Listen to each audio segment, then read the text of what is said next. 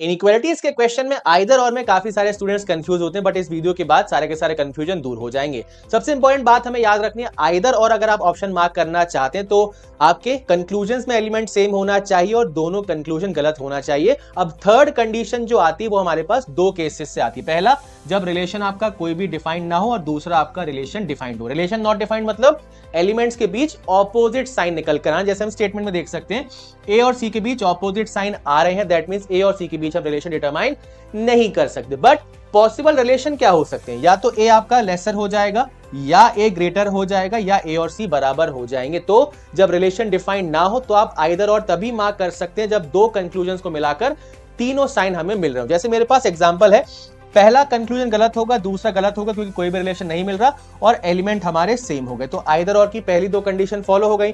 अब पहले वाले कंक्लूजन से ए के रिस्पेक्ट में ग्रेटर और इक्वल्स टू मिल रहा है, दूसरे कंक्लूजन में ए के रिस्पेक्ट में लेसर मिल रहा है, तीनों साइन मुझे मिल गए, दैट मींस यहां से मैं आइदर और मार्क कर सकता हूं।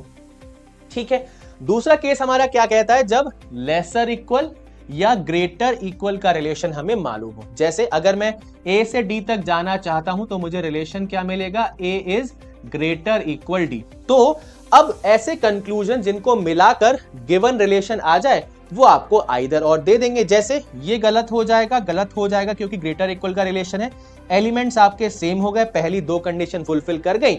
अब ध्यान से देखेंगे, पहला कंक्लूजन ग्रेटर है, दूसरा आपका इक्वल्स टू ग्रेटर इक्वल बन गया, ये दोनों आपका रिलेशन आपको दे रहे हैं, तो आपका यहां से भी क्या आ जाएगा, आइदर और।